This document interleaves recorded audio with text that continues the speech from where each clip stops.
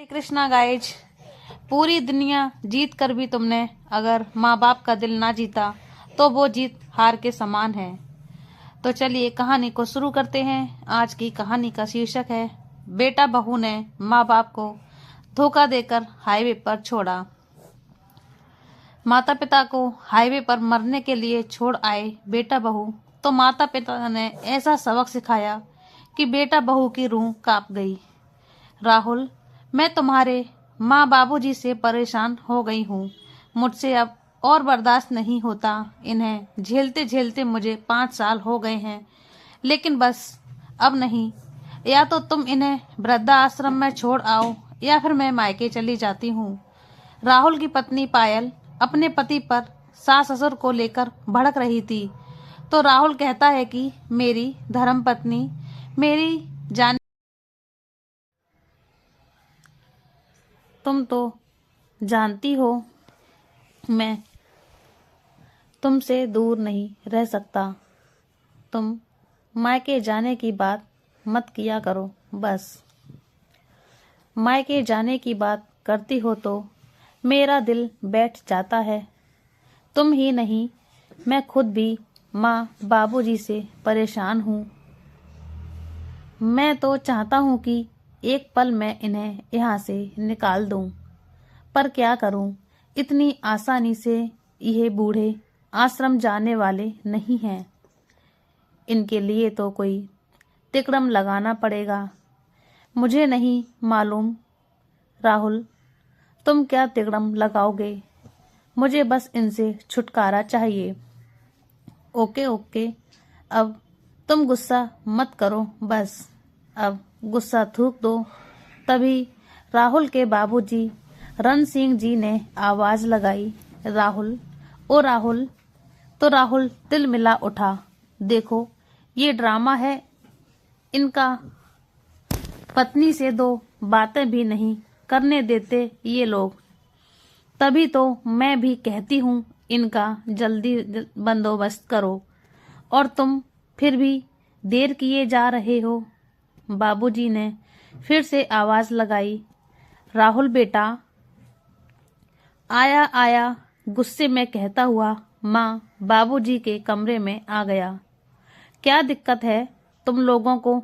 जब देखो राहुल राहुल की रट लगाए रखते हो। क्या कहना है बेटा?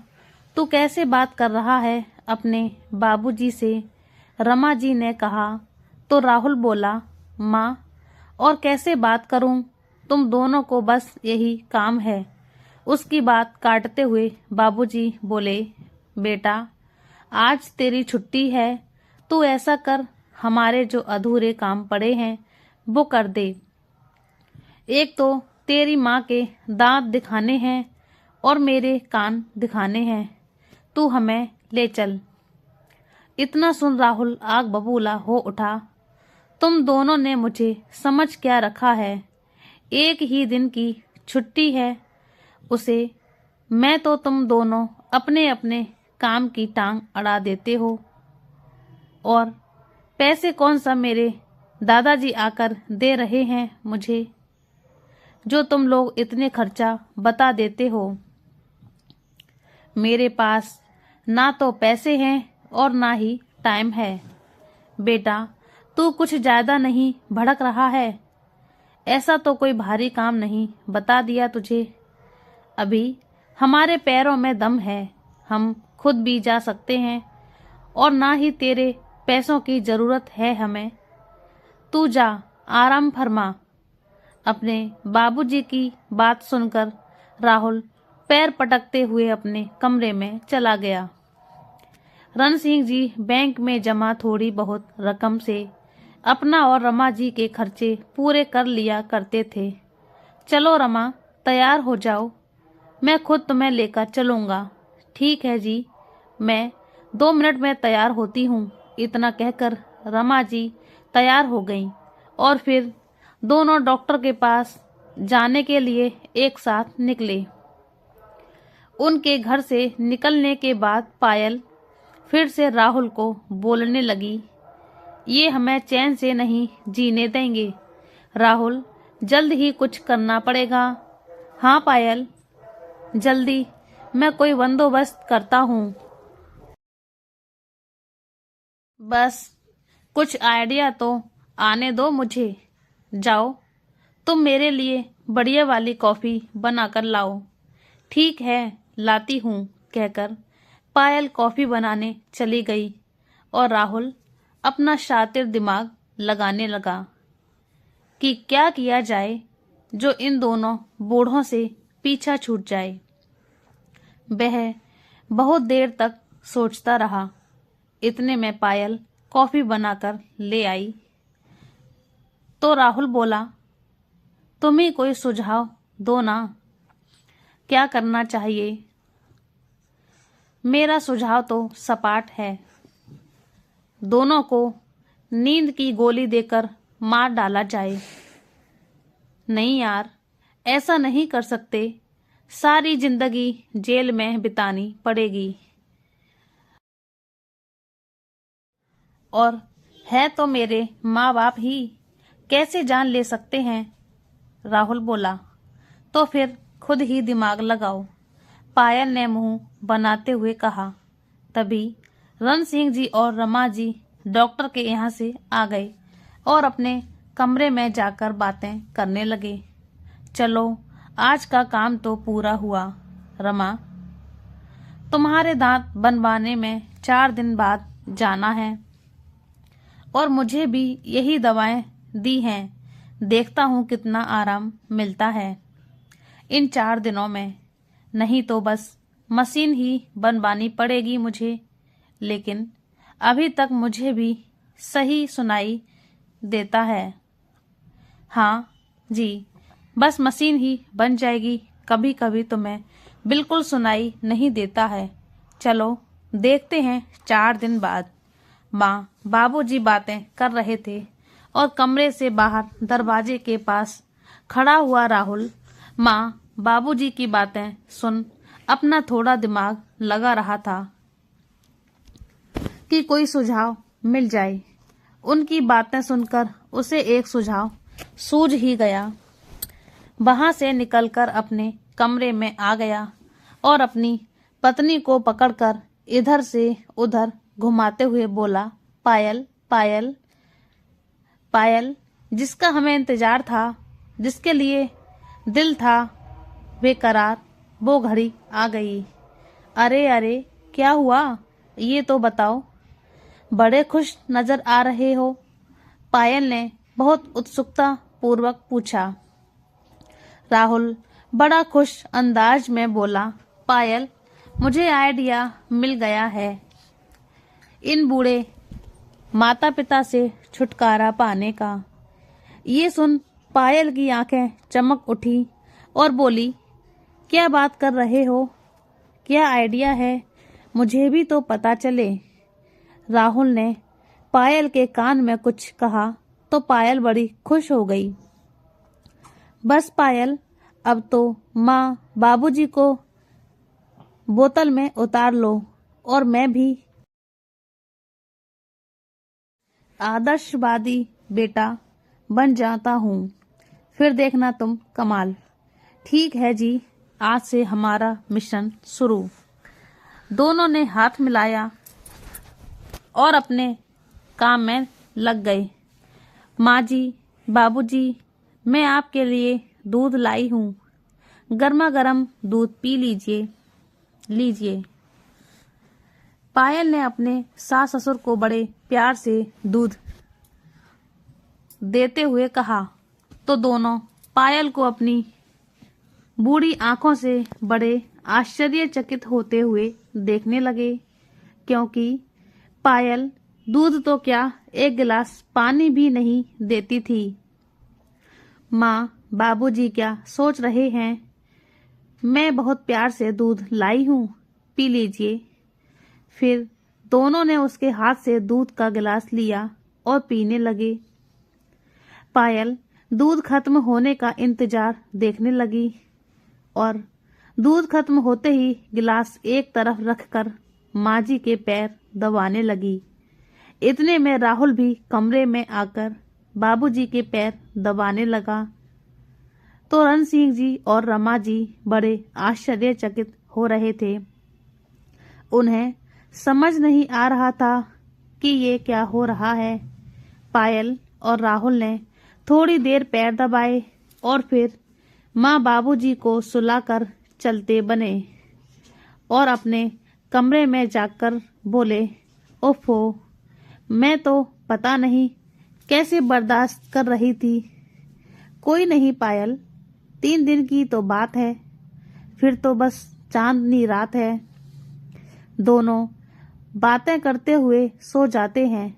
अगले दिन राहुल ऑफिस से आते हुए माँ के लिए नई साड़ी और बाबूजी के लिए नई धोती लेकर आया और आते ही सीधा उनके कमरे में जाकर उन्हें दिखाते हुए बोला, देखिए बाबूजी, आपके नए नए कपड़े लाया हूँ। कपड़े देखकर रमा जी और रण सिंह जी बड़े खुश हुए। राहुल थोड़ी देर दोनों के ही पास बैठकर अपने कमरे में जाता है। ओफो, ये बूढ़े तो जाते जाते भी खर्चा करवा रहे हैं। पायल मुंह बनाते हुए बोली, कोई नहीं डार्लिंग, कुछ पाने के लिए कुछ खोना भी तो पड़ता है। राहुल ने सोफे पर बैठे हुए पायल से कहा। पायल जानती थी रण सिंह जी को गन्ने के रस की खीर बहुत पसंद है, इसलिए अगला पैतरा उसने गन्ने की रस की खीर बनाकर खेला। खीर ले जाकर बाबूजी और माँ के कमरे में गई और चहकते हुए बोली, बाबूजी, मुझे पता था आपको गन्ने की खीर खाने का बड़ा मन कर रहा है। बहू, तुम्हें कैसे पता लगा? रमा जी ने पायल से पूछा। अरे क्या माँ, आप भी?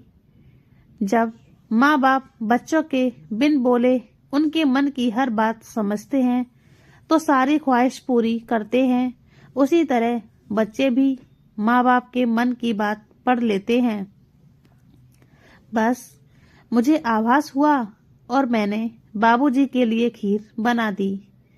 बहू की बात सुन रण सिंह जी और रमा जी खुश हो गए और मन ही मन भगवान का शुक्र अदा करने लगे कि भगवान ने उनके बच्चों को सद्बुद्धि दे दी।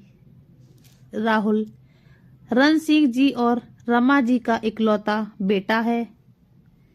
रण सिंह जी की प्राइवेट जॉब थी, जिससे उनके घर का खर्च ही सही से पूरा हो पाता था। रमा, जो बहुत समझदार महिला थी, उनका घर बहुत छोटा था। अपने पति की कमाई में भी अच्छे से घर का पूरा काम कर लेती थी और पाई पाई जोड़कर उन्होंने जमीन भी खरीद ली, जिस पर उन्होंने अपने सपनों का आशियाना खड़ा किया। राहुल अभी बहुत छोटा था। रण सिंह जी की ज्यादा आमदनी नहीं थी, लेकिन राहुल की पढ़ाई में उन्होंने कोई कमी नहीं की थी। उसे अच्छे स्कूल में पढ़ाया, फिर अच्छे कॉलेज में पढ़ाया। राहुल को बिजली विभाग में सरकारी नौकरी मिल गई। फिर उसके लिए लड़की ढूंढी और पायल से राहुल की शादी कर दी। पायल मासूम सी दिखने वाली इतनी क्रूर होगी। वह बात बात उन्हें ताने मारती। वह कुछ काम बता देते तो उसे नजरअंदाज कर देती। जरा सी बातों पर पूरा घर सर पर उठा लेती।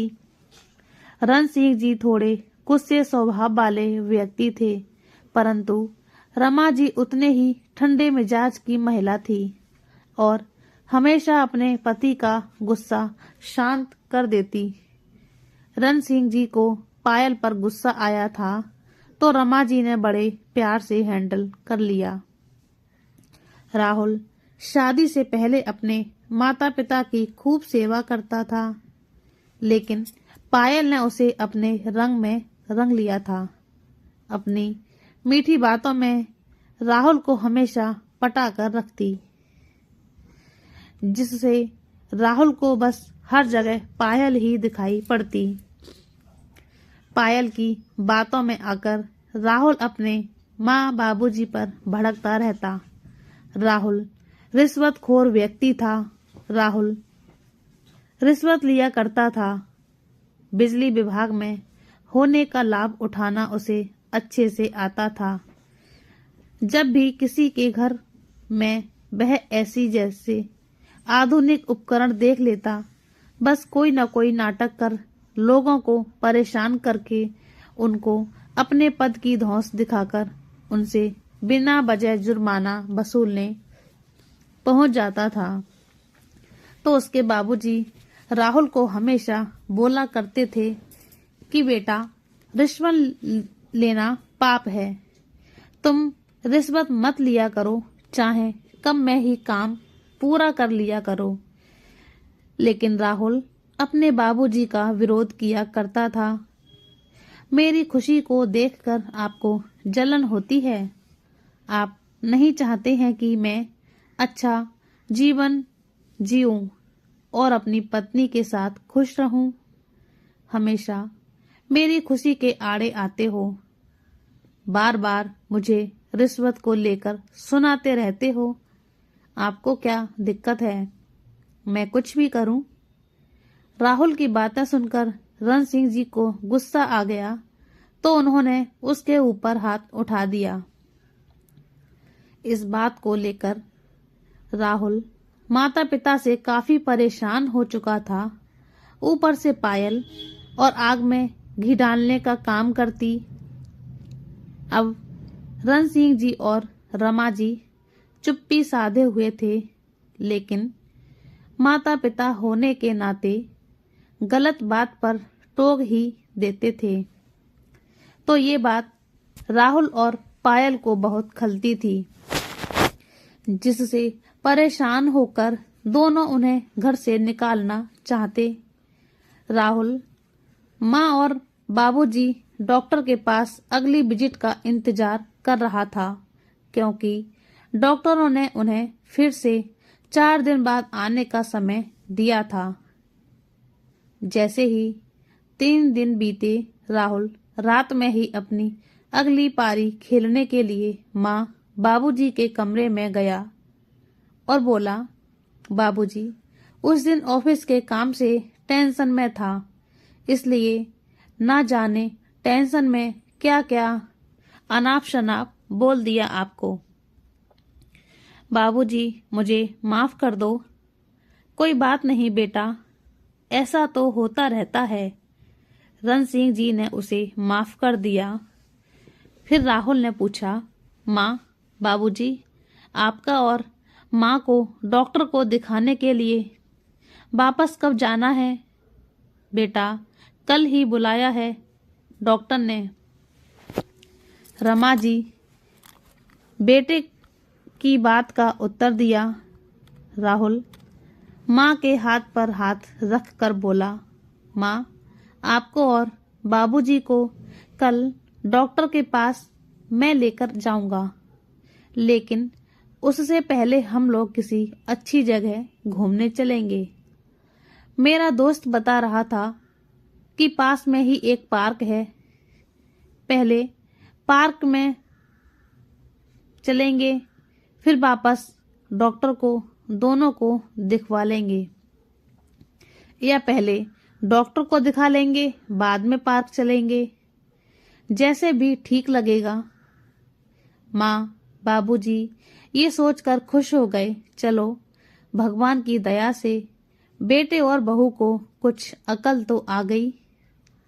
अगले दिन गाड़ी में बैठकर सब लोग निकल गए। उस पर माँ बाबूजी का कोई शक ना हो। राहुल पहले उनको डॉक्टर के पास लेकर गया। दवाई दिलवाकर गाड़ी हाईवे की तरफ घुमा ली। वो लोग अब काफी दूर निकल आए थे। पायल, जो सारे प्लान में पति का साथ दे रही थी, नाटक करते हुए बोली, जी, काफी देर हो गई, कब तक पहुंच जाएंगे हम लोग पार्क? रमा जी और रण सिंह जी भी राहुल से बार बार पूछ रहे थे। राहुल बोला, लगता है गलती से हम गलत हाईवे पर आ गए हैं। तभी गाड़ी खटखट की आवाज से रुक जाती है, जो कि उनके नाटक का ही एक हिस्सा था।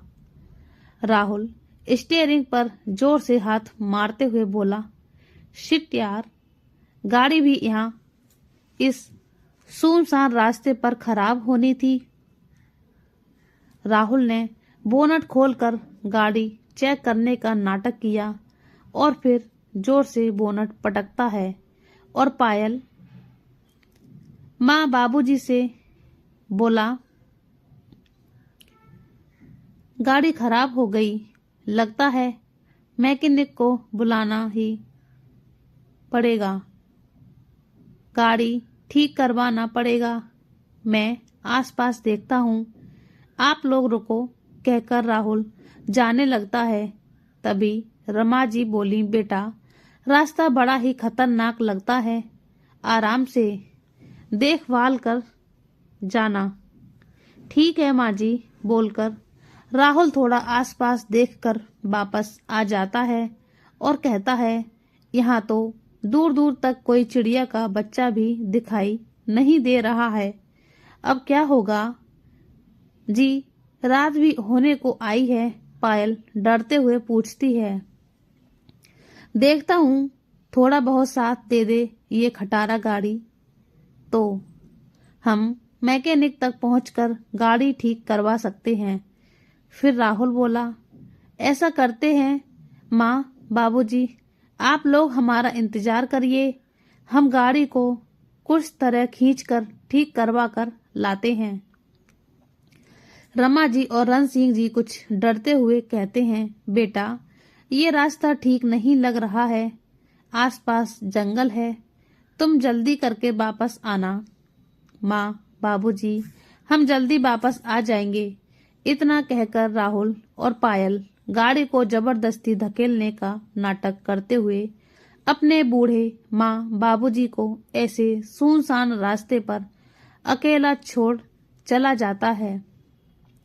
पायल बोली, चलो अब आखिरकार पीछा तो छुटा इन बुढ़ों से, अब जाकर मुझे सुकून मिला। राहुल पायल से बोला, डार्लिंग अब तो खुश होना।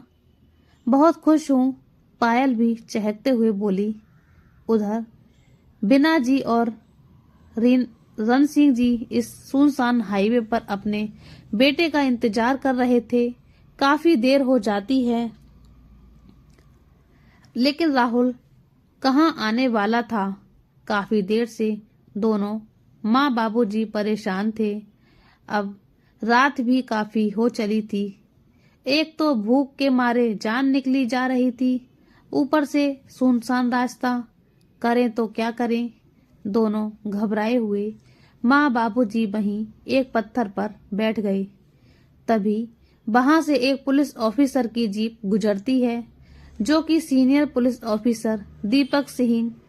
ऐसे रात में सुनसान हाईवे पर बूढ़े दंपति को बैठकर देखकर तुरंत गाड़ी रोकी और उतरकर उनके पास आकर बोले, अंकल आंटी, आप लोग रात में इस हाईवे पर अकेले क्या कर रहे हो।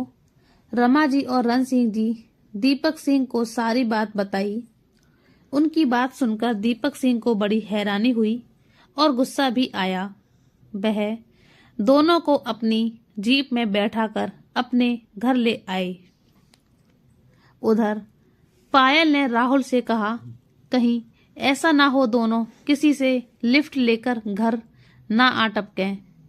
अरे नहीं, तुम्हें पता है कितना घना जंगल में है, या तो उन्हें कोई जंगली जानवर खा जाएगा या चल चल के ही मर जाएंगे। वो लोग भूख प्यास के मारे दम तोड़ देंगे। राहुल पायल को समझाते हुए बोला। उधर रमा जी और रण सिंह जी रो रो कर बुरा हाल हो रहा था। उनको विश्वास नहीं हो रहा था कि उनका बेटा उनके साथ ऐसा कैसे कर सकता है। दीपक सिंह ने उनको चुप कराया, तसल्ली दी और खाना खिलाया। फिर अपना परिचय देते हुए बोले, अंकल आंटी, मैं senior police officer Deepak Singh. कुछ माह पहले ही मेरा तबादला हुआ है यहाँ।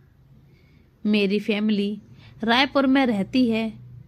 फिर बोले, अंकल आंटी, आप लोग मेरे क्वार्टर में आराम से रह सकते हैं और अब आप दोनों को कोई चिंता करने की जरूरत नहीं। ऐसी संतान के रहने से तो अच्छा है आप यहाँ मेरे क्वार्टर में मेरे साथ आराम से रहें। ऐसे नालायक बेटे बहू का कोई भरोसा नहीं। रमा जी और रण सिंह जी का रो रो कर बुरा हाल था, लेकिन रण सिंह जी अपनी पत्नी के लिए खुद को संभालते हुए आंसू साफ करते हुए दीपक सिंह को बताते हैं कि उन्होंने अपने इकलौते बेटे के लिए क्या किया, क्या नहीं किया। कभी कोई कमी नहीं होने दी। थोड़ा सा भी सर्दी खांसी होती तो उसकी माँ और मैं पूरी पूरी रात जागते, अपनी इच्छाओं को मारकर उसकी हर एक इच्छा पूरी की। फिर भी ना जाने हमारी परवरिश में क्या कमी रह गई, जो नीच हरकत हमारे साथ की। रण सिंह जी फिर बोले, बेटा, मैं भी एक पढ़ा लिखा शिक्षित नागरिक हूँ। मैं भी ऐसे चुप बैठने वाला नहीं। ऐसी संतानों को सबक मिलना चाहिए, वरना हमारे समाज का नैतिक पतन होने से कोई भी नहीं बचा सकता। दीपक सिंह भी यही चाहते थे कि राहुल और पायल को दंड जरूर मिले। वे रण सिंह जी और रमा जी से कहने लगे, अंकल आंटी, सजा देने के लिए मैं उन्हें कुछ भी सजा दे सकता हूँ। पकड़कर सीधा जेल में डाल सकता हूँ, लेकिन वो आपके अपराधी हैं। इसलिए आप कहिए कि आप लोग क्या चाहते हैं। दीपक सिंह की बात सुनकर रमा जी और रण सिंह जी दोनों बोले, बेटा, सबसे पहले हमें हमारा घर वापस चाहिए। जिस घर से उन्होंने निकाल कर बेसहारा कर दिया। रमा जी भी बोली, वो घर मेरा और मेरे पति का है। हम दोनों ने अपनी कड़ी मेहनत से बनाया, इस पर उनका कोई अधिकार नहीं। बाकी तुम जो भी करोगे, हम दोनों की पूरी स्वीकृति है और हम तुम्हारे साथ हैं। दीपक सिंह ने राहुल की सारी जानकारी रण सिंह और रमा जी से ली और उसको सबक सिखाने का अच्छा प्लान बनाया और सारी बातें रण सिंह जी और रमा जी से डिस्कस करके उनसे स्वीकृति भी ले ली। दीपक सिंह के घर जो मेड काम करने आती है, उसको रण सिंह जी और रमा जी का ख्याल रखने और अच्छा सा खाना खिलाने का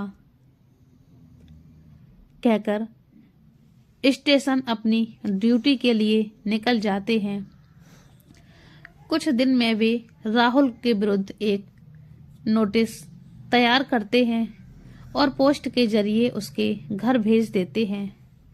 इसी बीच पड़ोस के वर्मा जी रण सिंह जी और रमा जी के कई दिन तक दिखाई न देने के बाद राहुल से रमा जी और रण सिंह जी के बारे में पूछते तो ये कहकर टाल देता कि वे लोग 4 धाम की यात्रा करने गए हैं। राहुल की छुट्टी थी। राहुल और पायल ने घर में पार्टी रखी हुई थी। दोनों अपने दोस्तों के साथ म्यूजिक बजाकर नाचने गाने में मगन थे। अंतिम नोटिस मिलते ही जैसे उनकी खुशियों पर ग्रहण लग गया और नोटिस पढ़ते ही वो लोग बौखला जाते हैं। नोटिस में लिखा था, ये घर सरकार की प्रॉपर्टी पर बना हुआ है, जिसको खाली करने के लिए उनको 10 दिनों का समय दिया गया था। राहुल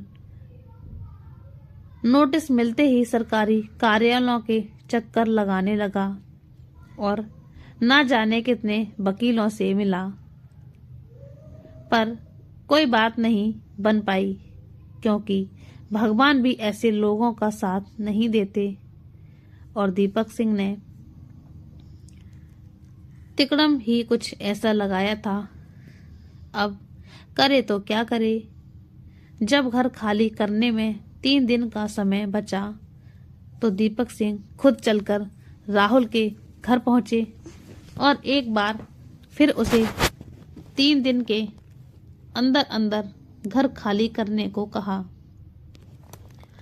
राहुल और पायल ने भी तिकड़म लगाने की बहुत कोशिश की ताकि उन्हें अपना घर खाली ना करना पड़े,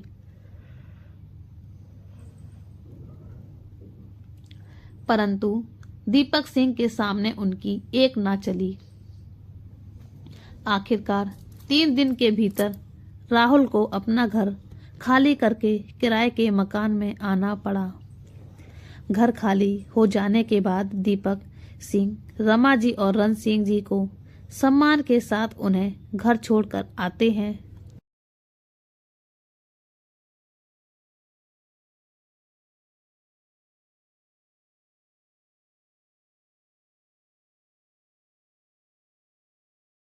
उधर पायल और राहुल घर छोड़ देने से काफी दुखी थे। किराए के मकान में आने पर पायल और राहुल के बीच झगड़े होने लगे थे। मेरे बस का नहीं है इस मकान में रहना, आप कुछ करो या मुझे मेरी मम्मी के घर छोड़ आओ। इतनी गर्मी है यहाँ, मैं एसी के बिना बिल्कुल भी नहीं रह सकती। पायल ने पैर पटकते हुए कहा, तुम तो ऐसे कह रही हो जैसे मैं यहाँ बड़ी खुशी से रह रहा हूँ। कुछ दिन का सब्र कर लो यार, मैं देखता हूँ कुछ करता हूँ। किसी अच्छे एडवोकेट से बात करनी पड़ेगी। नोटिस सरकार की तरफ से मिला है, हमें सरकार के विरुद्ध खड़ा होना पड़ेगा। इसके लिए हमें अच्छे वकील की जरूरत पड़ेगी और साथ साथ बहुत सारे पैसे भी लगेंगे। राहुल पत्नी को समझाते हुए बोला, मैं कुछ नहीं जानती, अच्छा वकील हायर करो, पैसे लगाओ। पैसा कब काम आएगा मैं आपको बता दे रही हूँ। आपके पास 1 महीने का समय है। वापस हम लोग अपने घर में नहीं गए तो मैं अपनी मम्मी के घर चली जाऊंगी। पायल ने आंखें निकालकर राहुल को धमकी देते हुए कहा। राहुल उसकी बात सुनकर चुप रहा। अभी राहुल घर की चिंता में ही घिरा हुआ था, कुछ ना कुछ जुगाड़ लगाने की कोशिश कर रहा था। अचानक एक और मुसीबत उसके सिर पर आ पड़ी।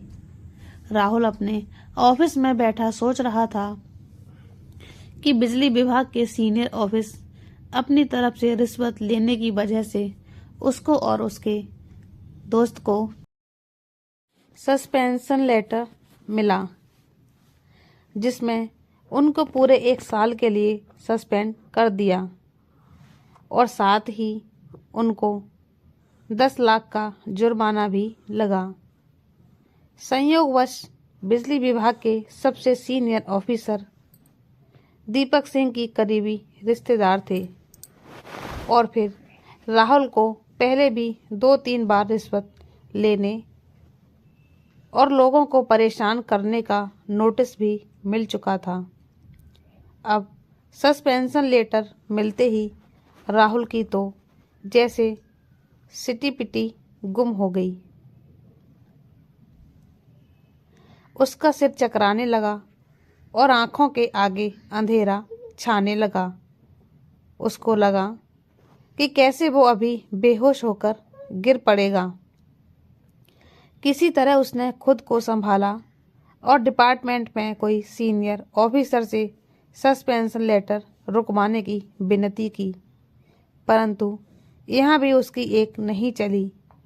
हारा थका राहुल घर आया और आते ही बेड पर गिर गया।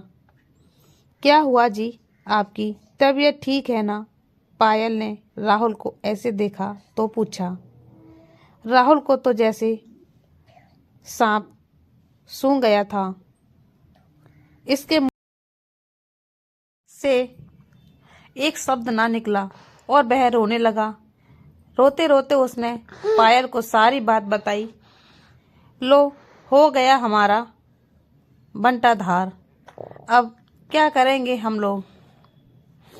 इसलिए आपको बाबूजी मना करते थे रिश्वत लेने से। पायल मुंह बनाकर बोली। ये तुम बोल रही हो पायल? तुम्हारे ही खर्चों के कारण आज तक रिश्वत लेता आया। तुम थी जो मुझे रिश्वत लेने के लिए उकसाती थी।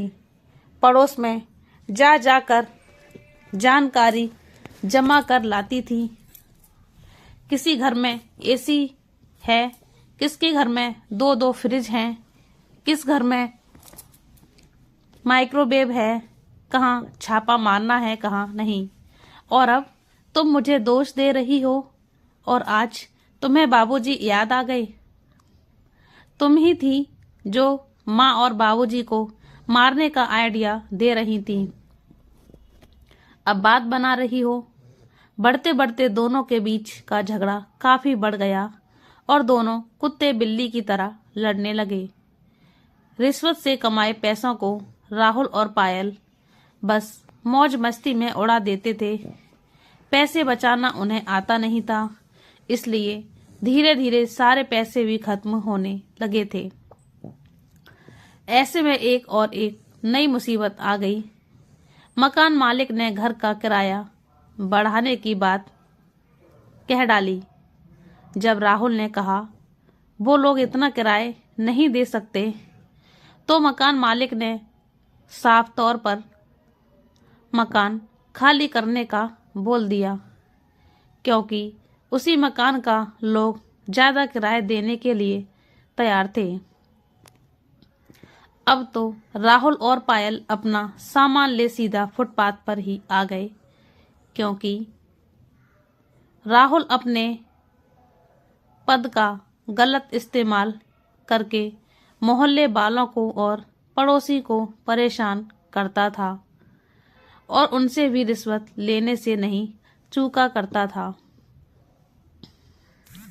आस पड़ोस में उसकी छवि अच्छी नहीं थी, इसीलिए कोई भी पड़ोसी उसकी मदद करने के लिए तैयार नहीं हुआ। सबने उनसे किनारा कर लिया था। राहुल और पायल अपने सामान लिए सड़क पर बैठे थे और राहुल अपना फोन घुमा घुमा कर किराए के घर का इंतजाम करने में लगा हुआ था।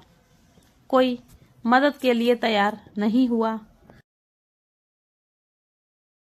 एक तरह भूख से दोनों की आंतें सूख रही थी और दूसरी तेज चिलचिलाती धूप उनकी जान ले रही थी। तो राहुल और पायल फूट फूट कर रोने लगे और सोचने लगे कि हम कैसे आसमान से सीधा जमीन पर आ टपके। राहुल ने रोते रोते पायल से कहा कि पायल, अब आज हमारी इस हालत के जिम्मेदार हम दोनों ही हैं। इसमें सबसे बड़ी गलती मेरी है। हमने जैसे अपने बूढ़े माँ बाबूजी को बीच मझधार में छोड़ा था, आज किस्मत ने हमें वहीं लाकर खड़ा कर दिया। पायल भी रोते हुए बोली, ठीक कहते हो राहुल, हमारे कर्मों की सजा मिल रही है। फिर अपना सिर पकड़ते हुए कहती है, मत मारी गई थी मेरी, जो मेरे माँ बाप समान अपने सास ससुर पर इतना अत्याचार किया और इस उम्र में उन्हें ऐसे भटकने के लिए छोड़ दिया। इस पर राहुल बोला, तुम तो फिर भी बहू थी, परंतु मैं तो उनका सगा इकलौता बेटा, जिसने उन्हें इतने लाड़ प्यार से पाला। लेकिन मैं कैसा अभागा निकला जो और जोर जोर से रोने लगा। मेरे माँ बाप ना जाने कहाँ होंगे, वो लोग जीवित होंगे भी या नहीं। इतने में पायल बोली, आप सही कहते हैं, हमने बहुत गलत किया। चलो राहुल, अम्मा बाबूजी को ढूंढते हैं। इतने में भानु प्रताप सिंह जी, जो दूर बैठे चाय की चुस्की लेते हुए ये सब नजारा देख रहे थे, उनके पास आए। राहुल ने उन्हें देखते ही पहचान लिया और बोला, सर आप वही ऑफिसर हो जो घर आए थे? हाँ मैं वही हूँ, दीपक सिंह ने जवाब दिया और पूछा, तुम लोग ऐसे सामान के साथ यहाँ रोड पर क्यों बैठे हो? तुमने घर काफी पहले ही खाली कर दिया था या तब से यहीं भटक रहे हो इधर उधर भूतों की तरह? दोनों ने इस बात पर गर्दन झुका ली। फिर दीपक सिंह बोले, चलो मेरी जीप में बैठो। दीपक सिंह की बात सुनकर राहुल बोला, पर सर हमारा सामान यहीं रहने दो, गाड़ी से मंगा लूंगा, तुम लोग मेरी जीप में बैठो। दीपक सिंह का धन्यवाद करते हुए दोनों जीप में बैठ गए और जब जीप उन्हीं के घर के आगे रुकी तो दोनों एक साथ आश्चर्यचकित होकर एक दूसरे को देखने लगते हैं। ये तो आप हमारे ही घर में ले आए। अंदर आते हैं तो वह माँ और बाबूजी को देखकर अचंभित रह जाते हैं। उनके पैरों तले जमीन खिसक गई हो। खुशी, पीड़ा, शर्मिंदगी भरे सारे भाव उनके मन में एक साथ उमड़ आए। दोनों रोते हुए माँ बाबूजी के पैरों में गिर पड़े और आंसू बहाने लगे। अपने किए पर माफी मांगने लगे, परंतु रण सिंह जी अपने गुस्से पर काबू नहीं कर पाते हैं और जोरदार तमाचा राहुल के गाल पर जड़ देते हैं, जिस पर राहुल अपना दूसरा गाल भी आगे करते हुए बोला, बाबूजी जो बात हमने की है उसके लिए कितने भी थप्पड़ पड़े कम है। फिर दीपक सिंह का डंडा लेकर राहुल अपने बाबूजी के हाथ में देकर बोला, बाबूजी आप दोनों और मारो, जो हमने किया है उसके लिए हर सजा कम है। रण सिंह जी और रमा जी की आंखों में भी आंसू आने लगे। फिर राहुल और पायल कहते हैं कि बाबूजी भगवान ने हमें हमारे कर्मों का फल दे दिया है। जो हमने आपके साथ किया वही भाग्य ने भी हमारे साथ किया। अब जाकर हमें समझ आया कि माँ बाप जीवन भर तिनका तिनका जोड़कर कैसे घर खड़ा करते हैं। हम लोग तो इतने कम समय में ही त्राही हो गए। अगर आपने हमें माफ नहीं किया तो भगवान भी हमें माफ नहीं करेगा। दीपक सिंह भी दोनों को माफ करने के लिए कहते हैं। रण सिंह जी और रमा जी उन्हें माफ कर देते हैं। रण सिंह जी और रमा जी दोनों को गले लगाते हैं और कहते हैं, बेटा तुमने जो किया भगवान ने उसका दंड दे दिया। माँ बाप अपने बच्चों से क्या चाहते हैं, बस थोड़ा सा प्यार और मान सम्मान। माँ बाप बच्चे के लिए उन पर मेहनत करते हैं और बच्चे बुढ़ापे में उनका सहारा बनने के बजाय उन्हें ऐसे बीच मझधार में छोड़ देते हैं। तो दोस्तों ये कहानी आपको कैसी लगी हमें कमेंट करके बताना, और आप हमारे चैनल पर नए हैं तो हमारे चैनल को सब्सक्राइब कर लीजिए और बेल आइकन को प्रेस कर दीजिए ताकि हमारी कहानी का नोटिफिकेशन आपको मिलता रहे। कहानी को पूरा देखने के लिए धन्यवाद। जय श्री कृष्णा। राधे राधे।